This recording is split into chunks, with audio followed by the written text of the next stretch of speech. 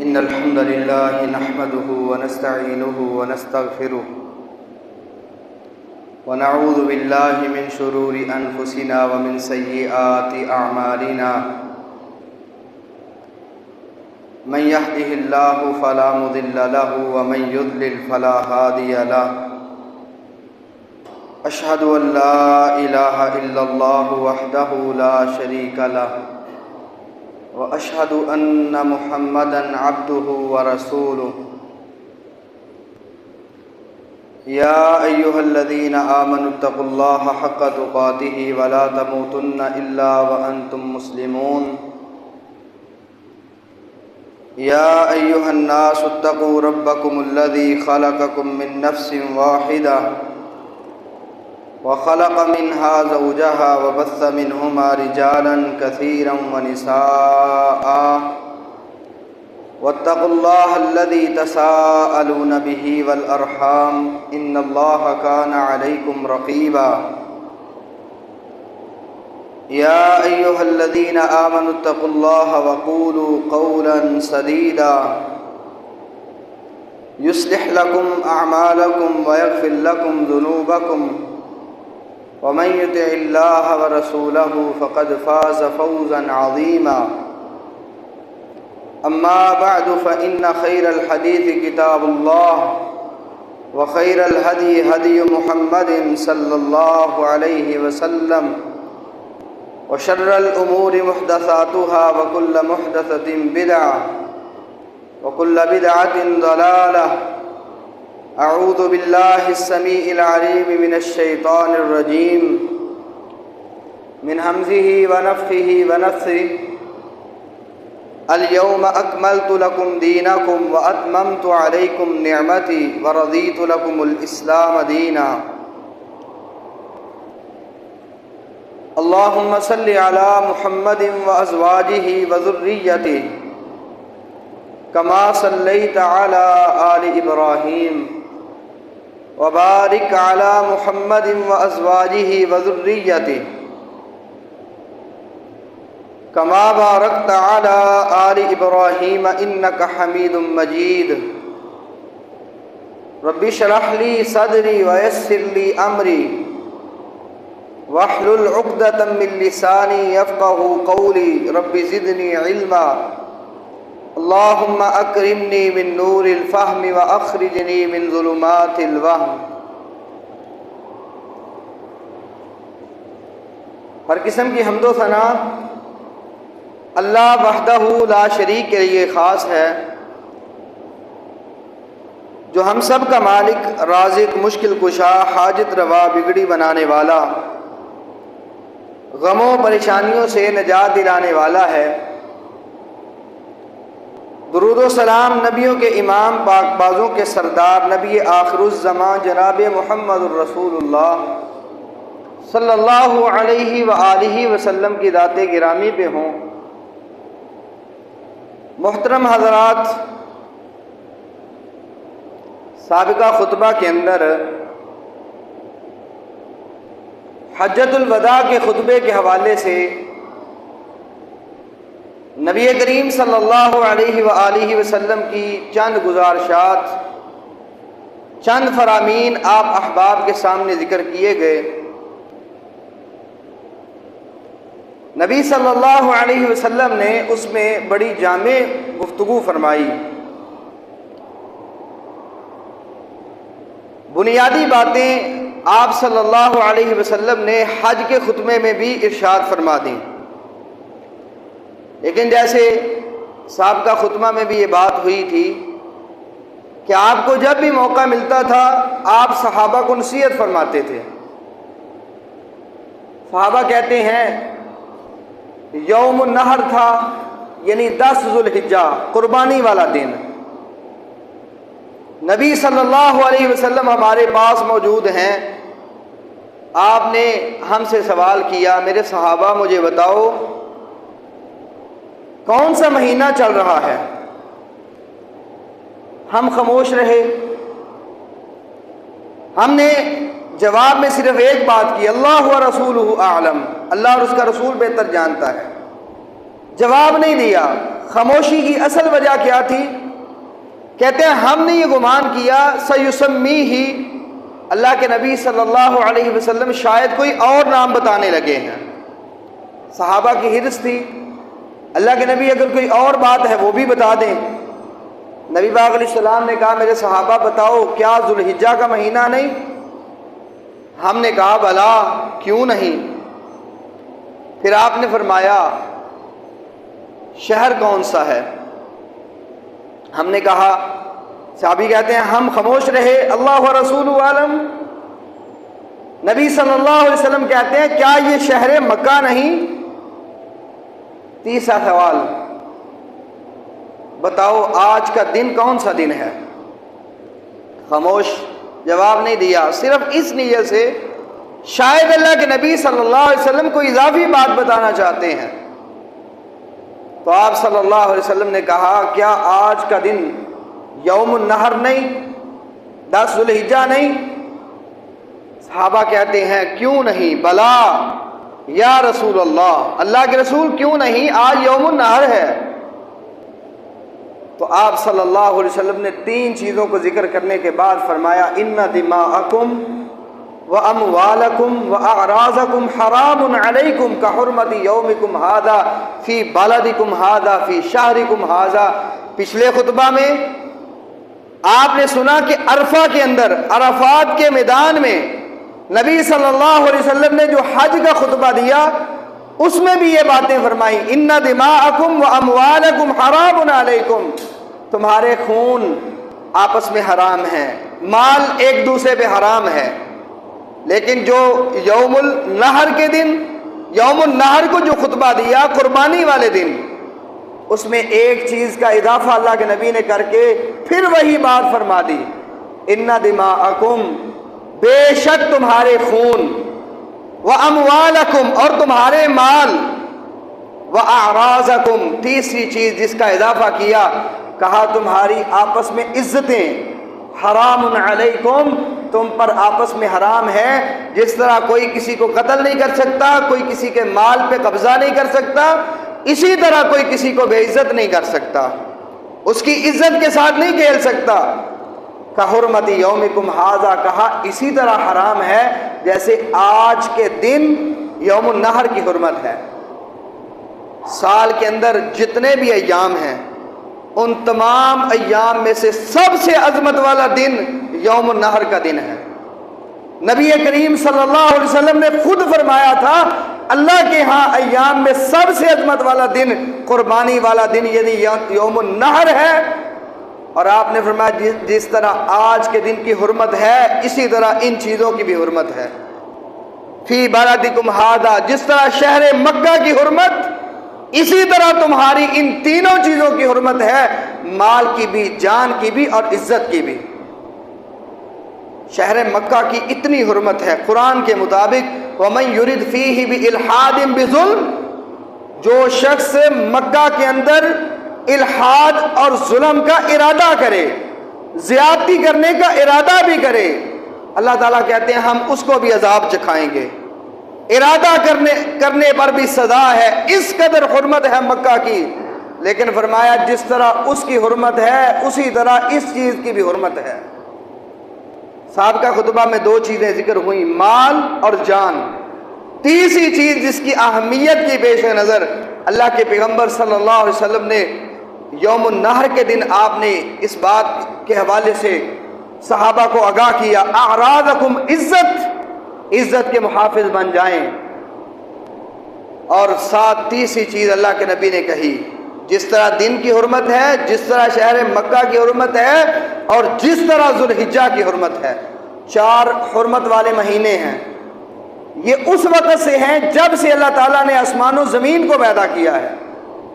ان عدت الشہور عند اللہ 12 شہرا فی کتاب اللہ یوم خلق السماوات والارض منها 4 حرم۔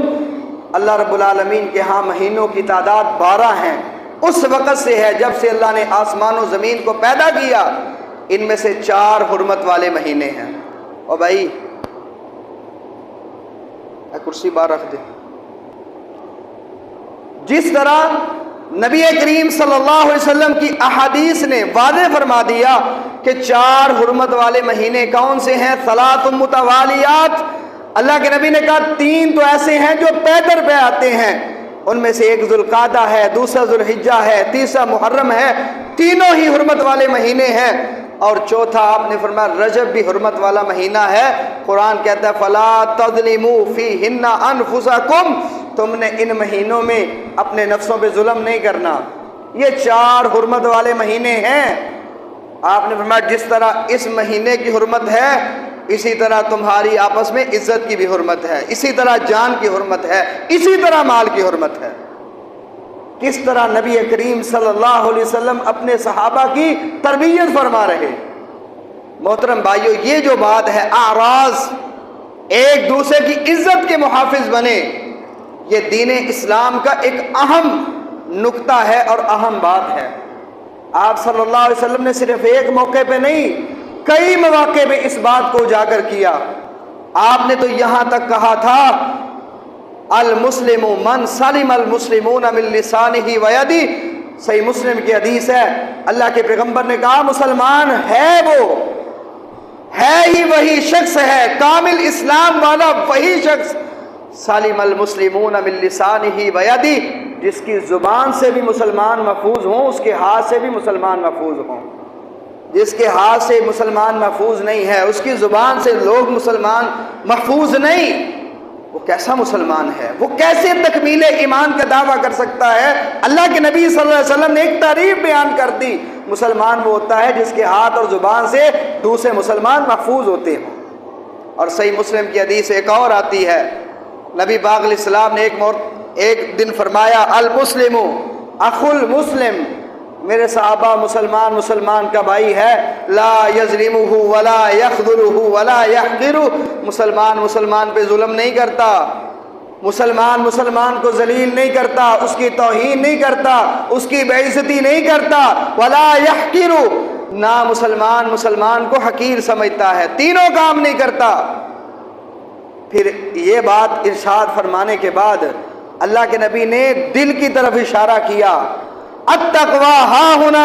صحابی کہتے ہیں ہم اللہ کے پیغمبر کو دیکھ رہے، آپ نے اپنی انگلی کے ساتھ اپنے سینے اور دل کی طرف اشارہ کیا اور 3 مرتبہ فرمایا التقوی ہاں ہونا، التقوی ہاں ہونا۔ میرے صحابہ تقوی یہاں ہے، تقوی کا محل دل ہے، تقوی یہاں ہے، اللہ کا ڈر رکھیے۔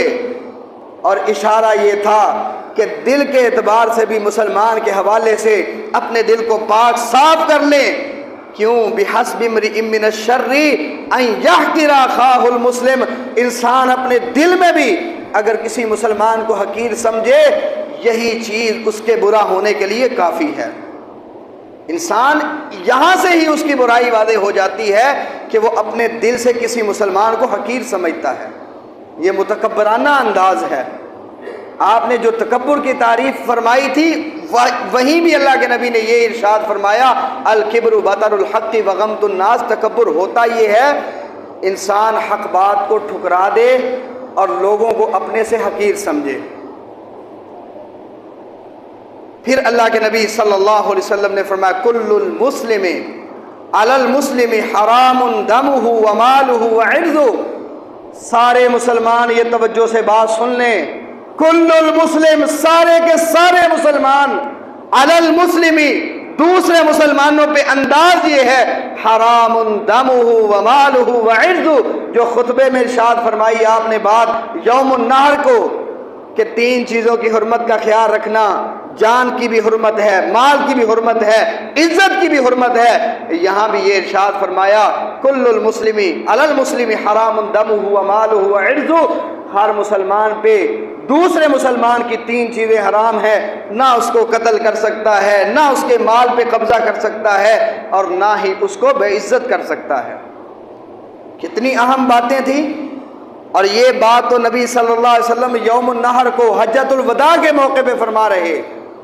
آپ صلی اللہ علیہ وسلم اس سے پہلے بھی ان چیزوں کو بیان کرتے تھے، جو بھی نیا مسلمان ہوتا اس کو سمجھاتے تھے، جو پرانے ہو چکے وہ تو تربیت یافتہ بن چکے تھے، آج ہمارے پرانے کلمہ پڑھنے والوں کی حالت یہ ہے کہ ہم کلمہ پڑھنے والے، بہت پہلے سے عقیدہ توحید کو سمجھنے والے، پھر بھی ان چیزوں پہ ہماری توجہ نہیں۔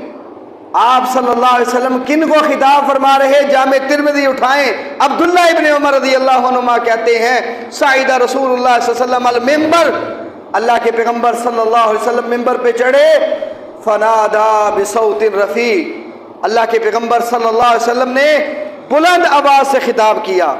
نبی کریم صلی اللہ علیہ وسلم کی عادت مبارک تھی، عادت مبارکہ یہ تھی کہ اللہ کے نبی صلی اللہ علیہ وسلم جب خطبہ دیتے تھے تو جوش کے ساتھ آپ صلی اللہ علیہ وسلم کا چہرے کا رنگ سرخ ہو جاتا تھا۔ آپ صلی اللہ علیہ وسلم کا یہ انداز ہوتا تھا کہ انہا منذر الجیش، گویا کہ آپ کسی لشکر سے ڈرا رہے ہیں کہ تم پر حملہ کرنے والا ہے۔ یہی انداز ابن عمر کہتے ہیں، منبر پہ چڑھے، بلند آواز سے خطاب کیا اور کہا یا معشر من اسلم بلسانہ ولم یفض الایمان الی قلبہ۔ صحابہ تو کئی موجود ہیں لیکن خطاب کن سے ہے؟ آپ نے فرمایا میں ان سے خطاب کر رہا ہوں من اسلم بلسانہ ولم یفض الایمان الی قلبہ، جو ابھی نئے مسلمان ہوئے ہیں، کلمہ انہوں نے زبان سے پڑھا، ابھی ایمان ان کے دلوں میں راسخ نہیں ہوا، پختہ مومن نہیں بن سکے، کلمہ تو پڑھ لیا۔ ان سے خطاب کرتے ہوئے کہتا ہوں لا تؤذوا المسلمین، تم نے مسلمانوں کو تکلیف نہیں پہنچانی۔ یہ آپ کا خطاب ان لوگوں سے تھا جو نئے نئے مسلمان ہوئے، پرانے تو نبی کریم صلی اللہ علیہ وسلم کی تربیت میں رنگ چکے تھے، وہ تو آپ کی تربیت کو قبول کر چکے تھے۔ نئے مسلمانوں کو پہلی نصیحت لا تؤذوا المسلمین، تم نے مسلمانوں کو تکلیف نہیں دینی، ولا تعیروہم، دوسری بات یہ مسلمانوں تم نے کسی مسلمان کو آر نہیں دلانی، آر نہیں دلانا کہ پہلے تو یہ کام کرتا تھا اب تو نیک بن چکا ہے، پہلے تو یہ گناہ کرتا تھا اب تو حاجی بن چکا، جیسے ہمارے ہاں یہ بات پائی جاتی ہے۔ آج تو بڑا نیک بنا پھرتا ہے، پہلے کی زندگی تو دیکھ، تو پہلے یہ جرم کیا کرتا تھا۔ آپ نے کہا لا تعیروہم، کوئی کسی کو اس کا عیب ذکر نہ کرے، اس کا عیب یاد نہ دلائے کہ تو پہلے یہ کرتا تھا۔ تیسری بات ولا تتبعوا عوراتہم، میرے نئے مسلمان ہونے والے ساتھیوں تم نے کسی مسلمان کا عیب تلاش نہیں کرنا، یہ نہیں دیکھنا میں اس میں دیکھوں کیا عیب پایا جاتا ہے، میں اس کے عیب ڈھونڈوں، اس کے نقص دیکھوں، کہاں کہاں نقص ہے میں اس کو ذلیل کروں گا، اس ارادے کے ساتھ تم نے عیب تلاش بھی نہیں کرنے۔ فَإِنَّهُ مَن يَتَّبِعْ عَوْرَةَ أَخِيهِ الْمُسْلِمِ، کیونکہ جو بندہ مسلمان کے عیب تلاش کرتا ہے يَتَّبِعْ اللَّهُ عَوْرَتَهُ، اللہ اس بندے کے عیب کو ظاہر کر دیتا ہے۔ يَفْضَحُ وَلَوْ فِي جَوْفِ رَحْلِهِ، بندہ اپنے گھر میں موجود ہوتا ہے، اللہ کے پیغمبر کہتے ہیں گھر کے صحن میں موجود ہوتا ہے، اللہ اس کو وہیں ذلیل کر دیتا ہے، انسان کو پتہ ہی نہیں چلتا ذلت کہاں سے آئی، سوچتا رہتا ہے میں ذلیل کیوں ہوا، وہ فوراً یہ سوچے میں نے کسی مسلمان کا اگر عیب تلاش کیا تھا، اگر میں نے کسی کو بے عزت کیا، کسی کے ساتھ زیادتی کی، آج اسی کی سزا مل رہی ہے، کیونکہ اللہ کے پیغمبر بتا چکے 1400 سال سے بھی پہلے کا واقعہ ہے، آپ صلی اللہ علیہ وسلم نے اپنے صحابہ کو یہ بتایا تھا جو کسی مسلمان کا عیب تلاش کرے گا اللہ اس کے گھر میں اس کو ذلیل کروا دے گا۔ یہ بات کرنے کے بعد عبداللہ ابن عمر رضی اللہ عنہما کے حوالے سے نافع بیان کرتے ہیں، بیت اللہ کی طرف دیکھا، کعبے کی طرف دیکھا اور کہا ما اعظمکی واعظم حرمتک، اے کعبہ تیری بڑی حرمت ہے، اے کعبہ بیت اللہ تیری بڑی عظمت اللہ کے ہاں ہے، لیکن والمؤمن اعظم حرمتا عند اللہ منک، لیکن یہ بھی یاد رکھنا ایک مومن کی تجھ سے زیادہ اللہ کے ہاں عظمت موجود ہے۔ ایک طرف کعبے کی حرمت اور اس کی عظمت کی بات ہے، دوسری طرف مومن کی حرمت اور اس کی عظمت کی بات ہے۔ صحابی رسول ابن عمر کہتے ہیں کعبے کی جتنی بھی حرمت اور عزت ہے ایک مومن کی اس سے بڑھ کر ہے۔ آج مسلمان کعبے کا احترام کرتے ہیں، اس کے خلاف آواز اٹھے اپنی آوازوں کو بلند کرتے ہیں، ان آوازوں کو دبانا چاہتے ہیں، لیکن کبھی کسی نے مسلمان کے حوالے سے بھی یہ طرز عمل اپنایا؟ اول تو شریعت کہتی ہے تم نے عیب تلاش نہیں کرنا، پھر کہا اگر عیب مل جائے تم نے اس پر پردہ پوشی کرنی ہے، اس عیب کو چھپانا ہے، کسی کو ذلیل نہیں کرنا کہ اگر تمہیں پتہ چل گیا جگہ جگہ پہ بیٹھ کر انسان کو ذلیل کرو، یہ نہیں۔ ہاں اگر سمجھانا چاہتے ہو تو اس کے پاس چلے جاؤ، اس کے پاس بیٹھ کر اس کی تربیت کرو، اس کو نصیحت کرو۔ لیکن اگر کوئی انسان پردہ پوشی کرے، صرف چھوٹی سی بات نہیں کہ انسان کی دنیا بہتر ہو جائے گی، اللہ کے نبی نے کہا من ستر مسلمن سترہ اللہ یوم القیامہ، صحیح مسلم کی حدیث ہے، جو کسی مسلمان کے عیب کو دیکھ کر اس پہ پردہ ڈال دے، اس کو چھپا جائے، کہا اللہ قیامت کے دن اس کے عیبوں کو چھپا دے گا۔ انسان کو اللہ قیامت کے دن ذلیل نہیں ہونے دے گا۔ اس کے ساتھ بخاری کی وہ حدیث اپنے مد نظر رکھیں، اللہ کے نبی صلی اللہ علیہ وسلم نے فرمایا ایک آدمی اللہ کے دربار میں آئے گا، اللہ اس کے سامنے مکالمہ اللہ کے ساتھ ہوگا، اللہ تعالیٰ اسے کہیں گے بتا تو نے یہ جرم کیے تھے، یہ گناہ کیے؟ انسان اعتراف گناہ کرتا جائے گا، اللہ فلاں گناہ بھی کیا، فلاں گناہ بھی، حتیٰ کہ سارے گناہوں کا اقرار کرے گا۔ اور حدیث کے الفاظ ہیں بخاری میں کہ اپنے دل میں وہ سمجھے گا میں آج عذاب کا شکار ہو جاؤں گا، میں تباہ ہو جاؤں گا، کیوں؟ سارے جرم تو میں نے اپنی زبان سے قبول کر لیے۔ لیکن اللہ کے نبی فرماتے ہیں اللہ اس کو پاس بلائے گا، اس کو اپنے قریب کر کے اسے ایک ہی بات کہے گا انی سترتها لک فی الدنیا وانا اغفرها لک اليوم، تو جرم کرتا تھا، گناہ کرتا تھا، دنیا میں میں نے تیرے عیبوں پہ پردہ ڈالا تھا، آج میں تیرے گناہوں کو معاف کر رہا ہوں۔ کیوں معافی ملی؟ حدیث مسلم کی ساتھ ملا کے پڑھے من ستر مسلمان سترہ اللہ یوم القیامہ، جو آج مسلمان کے عیبوں پہ پردہ ڈالے گا اللہ قیامت کے دن اس کے عیبوں پہ پردہ ڈال دے گا۔ اور اگلی بات یہ کہ خود تو عیب تلاش نہیں کیے، خود تو پردہ ڈالا، کسی نے آپ کے سامنے کسی مسلمان بھائی کی بے عزتی کرنا چاہی، اس کی عزت پہ حملہ کیا، آپ سنتے جائیں، خاموشی اختیار کریں؟ نہیں، ان السمع والبصر والفؤاد کل اولئک کان عنہ مسئولا۔ محترم بھائیو، یہ بھی عزت کا دفاع انسان کے لیے اتنا ضروری ہے۔ سورۃ بنی اسرائیل کے اندر اللہ فرماتے ہیں ان کانوں کے بارے میں بھی تم سے اللہ پوچھے گا، کانوں سے کیا سنا؟ مسلمان کی بے عزتی سنی، انسان گونگا شیطان بن کے بیٹھ جائے، یہ انداز اچھا نہیں، اپنے مسلمان کا بھائی کا دفاع کرے، جس انداز سے بھی کرے، کیا فائدہ ہوگا؟ جامع ترمذی کی حدیث ہے من رد عن عرض اخیہ رد اللہ عن وجہہ النار یوم القیامہ، آج مسلمان بھائی کے عزت کا دفاع کرنے والے تم بن جاؤ، قیامت کے دن اللہ تمہارے چہرے کو جہنم کی آگ سے محفوظ رکھے گا، اللہ تمہیں جہنم سے بچا لے گا۔ آج تم مسلمان کی عزت کا دفاع کر لو۔ نبی کریم صلی اللہ علیہ وسلم کی یہ جامع نصیحتیں، اور ابو داؤد کی حدیث ہے اللہ کے نبی نے کہا ان من ارب الربا الاستطالۃ فی عرض المسلم، سود کے کتنی بھیانک انجام احادیث میں بیان کیے گئے، کتنے بڑے بڑے نقصان ذکر کیے گئے، لیکن اللہ کے نبی نے کہا ان من ارب الربا، سود میں سے سب سے زیادہ جو اونچا درجہ ہے، سب سے بڑا گناہ سود کا، جتنا اس کا گناہ ہے اتنا گناہ آپ نے فرمایا الاستطالۃ فی عرض المسلم، کوئی مسلمان کسی مسلمان کی عزت میں واقع ہو، اس کی بے عزتی کرے، جتنا سود کے اوپر والے درجے کا گناہ ہے اتنا اس جرم کا گناہ ہے۔ ہم معمولی سمجھتے ہیں مسلمان کی بے عزتی کرنا، محترم بھائیوں یہ نبی کریم صلی اللہ علیہ وسلم کی جامع نصیحتیں، اس کو سننے کے بعد ہم اپنے مسلمان بھائیوں کی عزتوں پہ حملہ نہ کریں، کسی مسلمان کو بے عزت نہ کریں، نہ اس کی چغلی کرے، نہ غیبت کرے، نہ گالی دے، نہ اس پر الزام تراشی کرے، نہ بہتان بازی کرے، یہ چیزیں ہمیں قیامت کے دن رسوا کر دیں گی۔ نبی کریم صلی اللہ علیہ وسلم کی حدیث ہے بخاری مسلم کے اندر لا يدخل الجنت قطات لا يدخل الجنت النمام، اللہ کے پیغمبر نے کہا جو چغلیاں کرتا ہے اللہ کی جنت میں داخل نہیں ہوگا، جو چغل خور ہے وہ جنت کا حقدار نہیں بنے گا۔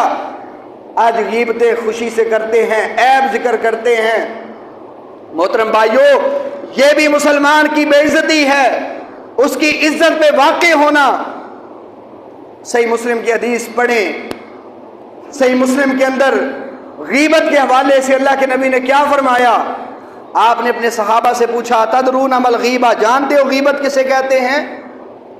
تو صحابہ کہتے ہیں اللہ و رسولہ اعلم، اللہ اور اس کا رسول بہتر جانتا ہے۔ نبی پاک علیہ السلام نے فرمایا ذکرک اخاک بما یکرہ، آپ اپنے مسلمان بھائی کا اس انداز سے ذکر کریں جسے وہ ناپسند کرتا ہے۔ ناپسندیدگی اس کے دل میں آتی ہے، اس کا چہرہ پریشانی کے آثار ظاہر کرتا ہے، کہا اس بات کو کرنا یہ غیبت ہے۔ ایک صحابی نے فوراً پوچھا، صحابی تو عملی زندگی اپنی بنانے والے تھے، اپنے اندر عمل اس کو اجاگر کرنے والے تھے، فوراً سوال کر دیا، اللہ کے پیغمبر صلی اللہ علیہ وسلم ہمیں یہ بتائیے کیا ہم اگر کوئی عیب ذکر کریں واقعی اس میں وہ خامی موجود ہو، اللہ کے نبی وہ ذکر کریں پھر بھی غیبت ہے؟ تو آپ نے فرمایا اگر آپ اس کی کوئی خامی دیکھتے ہیں، اسے ذکر کرتے ہیں، یہ تو غیبت ہے۔ اگر کوئی عیب موجود ہی نہیں، کوئی خامی موجود ہی نہیں، پھر ذکر کریں گے تو یہ بہتان ہوگا، یہ الزام ہوگا۔ عام طور پہ ہم اپنے مسلمان بھائیوں کی غیبتیں کرتے رہتے ہیں، فلاں بندہ اس طرح کا ہے۔ محترم بھائیوں، کسی مسلمان کے حوالے سے کسی مسلمان کا ذہن خراب مت کیجئے۔ قرآن مجید کے اندر جہاں اللہ تعالیٰ نے یہ کہا وَلَا يَغْتَبْ بَعْضُكُمْ بَعْضًا، سورۃ الحجرات ہے کہ کوئی مسلمان کسی مسلمان کی غیبت نہ کرے، وہاں اللہ تعالیٰ نے یہ بھی کہا ہے أَيُحِبُّ أَحَدُكُمْ أَن يَأْكُلَ لَحْمَ أَخِيهِ مَيْتًا، تم میں سے کوئی بندہ یہ پسند کرتا ہے کہ اپنے مردہ بھائی کا گوشت کھائے؟ اسے تم ناپسند سمجھتے ہو، پھر غیبتیں کیوں کرتے ہو؟ غیبت کو اللہ نے حرام قرار دیا، چغلی کو حرام قرار دیا۔ چغلی کی وجہ سے اللہ کے پیغمبر نے کہا میں نے 2 قبر والوں کو عذاب ہوتے ہوئے دیکھا ہے، 2 قبر والوں کو عذاب ہو رہا تھا، اس کی وجہ اللہ کے نبی نے بیان فرمائی، فرمایا ایک ان میں سے تو وہ تھا لا یستتر من بولی، پیشاب کرتا تھا تو پیشاب کی چھینٹوں سے نہیں بچتا تھا، اور دوسرا کان یمشی بالنمیمہ، دنیا میں رہتے ہوئے چغلیاں کیا کرتا تھا، لوگوں کے درمیان فساد برپا کرتا تھا، اللہ نے اس کو عذاب قبر میں مبتلا کر دیا ہے۔ اور اسی طرح بہتان بازی، اس کی بھی کافی سزا احادیث میں بیان ہوئی ہے۔ گالی دینا جو ہمارے ہاں رواج بن چکا ہے، نبی صلی اللہ علیہ وسلم نے فرمایا تھا سباب المسلم فسوق وقتالہ کفر، مسلمان کو گالی دینا یہ فسق ہے اور اس سے لڑائی کرنا کفر ہے۔ کیوں اتنی سختی اللہ کے پیغمبر نے کیوں ذکر فرمائی؟ کیونکہ مسلمان کی عزت کا معاملہ ہی بہت اہم ہے، اتنا عام ہے۔ آپ نمازیں پڑھیں، روزے رکھیں، زکوٰۃ ادا کریں، یہ بہت اچھے نیک عمل ہیں، لیکن یہ جرم ایسے ہیں جو ان نیکیوں کو بھی ختم کر سکتے ہیں۔ صحیح مسلم کی حدیث ہے، اللہ کے پیغمبر صلی اللہ علیہ وسلم نے اپنے صحابہ سے پوچھا اتدرون ما المفلس، صحابہ جانتے ہو مفلس کسے کہتے ہیں؟ غریب آدمی کون ہے؟ تو صحابہ کہتے ہیں المفلس فینا من لا درہم لہ ولا متاع، اللہ کے نبی ہم غریب آدمی مفلس اسے سمجھتے ہیں کہ جس کے پاس کوئی درہم و دینار، کوئی سامان موجود نہ ہو۔ نبی صلی اللہ علیہ وسلم نے صحابہ کو آخرت کے ساتھ جوڑ دیا، کہا المفلس من امتی، میری امت کا مفلس کون ہے؟ قیامت کے دن آئے گا تو اس کے ساتھ نمازیں ہوں گی بصلاۃ و صیام و زکاۃ، اس کے پاس اس کی نمازیں بھی موجود ہوں گی، اس کے روزے بھی موجود ہوں گے، اس کی زکوٰۃ بھی موجود ہوگی۔ ہم نے تو فضائل سنے تھے نمازوں سے گناہ معاف ہوتے ہیں، ہم نے فضائل سنے تھے روزہ رکھنے کی وجہ سے گناہ معاف ہوتے ہیں، جنت کا سرٹیفکیٹ مل جاتا ہے، زکوٰۃ ادا کرنے کی وجہ سے پاکیزگی ملتی ہے، لیکن اللہ کے نبی نے کہا غریب آدمی، کنگال وہ آدمی ہے قیامت کے دن آئے گا، اس کے پاس نمازیں بھی ہوگی، روزے بھی ہوں گے، زکوٰۃ بھی ہوگی، لیکن ساتھ ساتھ قد شتم ھذا واکل مال ھذا وسفک دم ھذا وضرب ھذا، 4 چیزیں اللہ کے نبی نے ذکر فرمائی، کہا قد شتم ھذا، اس نے کسی کو گالی دی ہوگی، کسی کی عزت پہ حملہ کیا ہوگا، وَأَكَلَ مَالَ ھذا، دوسری بات اللہ کے نبی نے ذکر فرمائی کسی مسلمان کا مال کھایا ہوگا، تیسری چیز صافہ کا دم حاضہ، کسی کو قتل کیا ہوگا، اور چوتھی چیز اللہ کے نبی نے ذکر فرمائی وَضَرَبَ حَاذَا، کسی بھی طریقے اس نے اس کو مارا ہوگا، تھپڑ مارا ہے، ہاتھ کے ساتھ مارا، پیر کے ساتھ مارا، کسی بھی طرح کسی پہ ظلم کیا، 4 جرم اس کے پاس موجود ہیں۔ اللہ کے نبی نے فرمایا اللہ کے سامنے وہ آدمی آئے گا جس پہ ظلم ہوا، ظالم بھی آئے گا، اللہ حکم دیں گے اس ظالم کی نیکیاں ان مظلوموں میں تقسیم کر دو، جو نمازی بھی ہے، روزہ رکھنے والا بھی ہے، زکوٰۃ ادا کرنے والا بھی ہے۔ پھر آخر کار انجام کیا فَإِنْ فَنِيَتْ حَسَنَاتُهُ قَبْلَ أَنْ يُقْضَى مَا عَلَيْهِ، اس کے جرم ابھی ختم نہیں ہوئے کہ اس کی نیکیاں ختم ہو گئی۔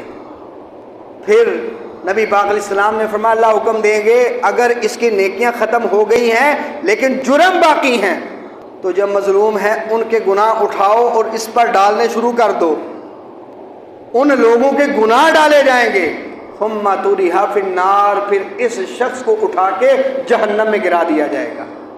ہم معمولی سمجھتے ہیں انسانیت کا معاملہ، محترم بھائیوں مومن کی عزت بہت بڑی چیز ہے، کعبے سے زیادہ اس کی عظمت ہے۔ ہم اس مومن کی عزت کو پہچان لیں۔ اللہ کے پیغمبر صلی اللہ علیہ وسلم اشارے دے دے کر، الفاظ بول بول کر کہہ رہے جس طرح کعبے کی حرمت ہے، جس طرح بیت اللہ کی حرمت ہے، جس طرح ذوالحجہ کی حرمت ہے، جس طرح شہر مکہ کی حرمت ہے، اسی طرح ایک مومن کے مال جان اور اس کی عزت کی حرمت ہے۔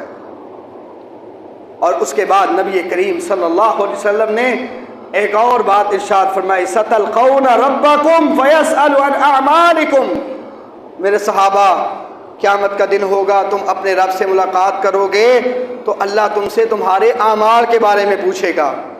اللہ پوچھے گا اعمال کیا لے کر آئے ہو، تو اس حوالے سے تیاری کر لو۔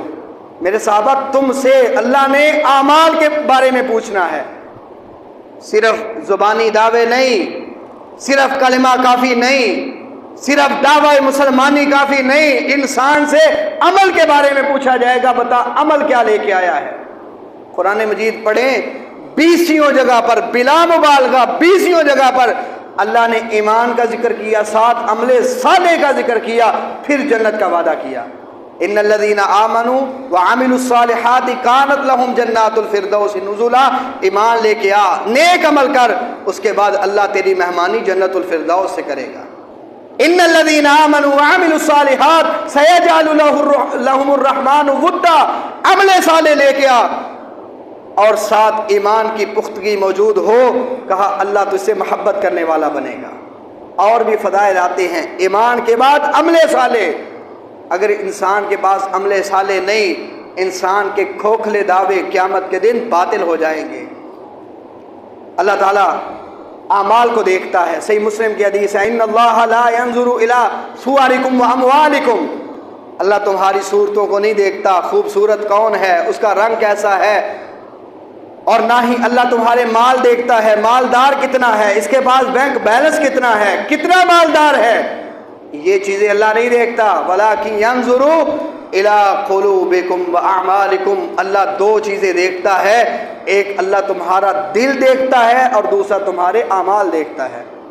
دل کیسا ہے، اخلاص والا ہے یا نہیں، دل میں کیا رہتا ہے، اور دوسرا اعمال اللہ دیکھتا ہے، اس کے عمل کیسے ہیں۔ محترم بھائیوں اس حوالے سے عملی زندگی بنانے کی کوشش کریں، کیونکہ رب سے ملاقات ہوگی اور اللہ کا سوال عمل کے حوالے سے ہوگا۔ سورۃ الکہف ہے، آخری آیت میں اللہ تعالیٰ فرماتے ہیں فَمَنْ كَانَ يَرْجُو لِقَاءَ رَبِّهِ فَلْيَعْمَلْ عَمَلًا صَالِحًا وَلَا يُشْرِكْ بِعِبَادَةِ رَبِّهِ أَحَدًا، جو تم میں سے رب کی ملاقات کا یقین رکھتا ہے، اسے اس کا عقیدہ ہے کہ اپنے رب سے ملوں گا، اسے کیا چاہیے، کہا فَلْيَعْمَلْ عَمَلًا صَالِحًا، جس کا پختہ عقیدہ ہے کہ میں اپنے رب کے سامنے جاؤں گا، پیش ہوں گا، قیامت قائم ہوگی، اسے چاہیے نیک عمل کرے، وَلَا يُشْرِكْ بِعِبَادَةِ رَبِّهِ أَحَدًا، اور رب کی عبادت میں کسی کو بھی شریک نہ ٹھہرائے۔ عملی زندگی کے حوالے سے قرآن و احادیث میں بہت زیادہ اہمیت ذکر کی گئی ہے۔ اسی طرح ایک خطبہ نبی کریم صلی اللہ علیہ وسلم کا انہی ایام میں وہ بھی تھا، آپ صلی اللہ علیہ وسلم موجود ہیں، آپ نے صحابہ سے کہا لا تسمعون، میرے صحابہ میری بات سن رہے ہو؟ صحابہ کہتے ہیں جی اللہ کے نبی۔ آپ نے فرمایا سن رہے ہو میں کیا کہنا چاہ رہا ہوں؟ بعض روایات میں آتا ہے اللہ کے نبی نے کہا لعلی اراکم بعد عامی ھذا، بعض روایات میں آتا ہے لعلی لا ترونی، ہو سکتا ہے شاید میں تمہیں نہ دیکھ سکوں، ہو سکتا ہے شاید تم مجھے آج اس دن کے بعد یا ان سالوں کے بعد، اس سال کے بعد تم میری رؤیت نہ کر سکو، تم مجھ سے ملاقات نہ کر سکو، ہو سکتا ہے آج جدائی ہو پھر ملاقات نہ ہو۔ میرے صحابہ میری بات سن کے جانا۔ ایک صحابی موجود ہیں اللہ کے نبی صلی اللہ علیہ وسلم کے متصل پیچھے ساتھ کھڑے ہیں، کہتے ہیں ماذا تعہد الینا یا رسول اللہ کے نبی بات کیجیے، آپ کیا سمجھانا چاہتے ہیں؟ آپ بات کریں اور ہم سے وعدہ لے لیں۔ اللہ کے نبی آپ کی بات پہ ہم عمل کرنے والے بنیں گے۔ آپ نے فرمایا میرے صحابہ اگر واقعی تم عمل کرنے والے ہو تو میں تمہیں بتانا چاہتا ہوں اتقوا اللہ ربکم وصلوا خمسکم وَأَدُّوا زَكَاةَ أَمْوَالِكُمْ وَصُومُوا شَهْرَكُمْ وَأَطِيعُوا ذَا أَمْرِكُمْ۔ مسند احمد کی حدیث ہے، میرے صحابہ اللہ کی عبادت کرو، اللہ سے ڈرو اور اسی طرح 5 نمازیں قائم کرو، میرے صحابہ زکوٰۃ ادا کرو، میرے صحابہ 1 مہینے کے روزے رکھو، میرے صحابہ اطیعوا ذا امرکم، جب تک زندہ رہو جو تمہارے حکمران ہیں ان کی تم نے اطاعت کرنی ہے، اس طرح اپنی زندگی کو گزارنا ہے۔ میرے صحابہ ان چیزوں پہ تم نے عمل کرنے والا بنا ہے۔ محترم بھائیوں کتنی جامع نصیحتیں ہیں، اسلام کا خلاصہ ان چیزوں میں اللہ سے ڈر کر انسان عبادت گزار بنے، نمازی بن جائے، زکوٰۃ ادا کرنے والا بنے، روزے رکھنے والا بنے اور حکمرانوں کی اطاعت کرنے والا ہو، جہاں تک نیکی کا حکم دیا جائے اور اگر اس پر عمل کرنے والا انسان بن جائے تو انسان دنیا اور آخرت کی کامیابی حاصل کر سکتا ہے۔ اسی طرح نبی کریم صلی اللہ علیہ وسلم نے ایک اور بات ارشاد فرمائی، وہ بات ذکر کر کے میں اپنی بات کو مکمل کرتا ہوں۔ نبی صلی اللہ علیہ وسلم نے فرمایا یا ایھا الناس، میرے صحابہ بات سنو، ان ربکم واحد و ان اباکم واحد، تمہارا رب بھی ایک ہے، تمہارا باپ بھی ایک ہے۔ لا فضل لعربی علی اجمی، کسی عربی کو کسی اجمی پہ کوئی فضیلت حاصل نہیں، نہ کسی اجمی کو عربی پہ فضیلت حاصل ہے۔ ولا فضل لأحمر علی اسود، کسی گورے کو کالے پہ فضیلت حاصل نہیں، نہ کسی کالے کو گورے پہ فضیلت حاصل ہے، الا بالتقوی، سوائے تقوی کے کہ جو بندہ تقوی میں زیادہ ہے وہ اللہ کے ہاں عظمت اور فضیلت میں زیادہ ہے۔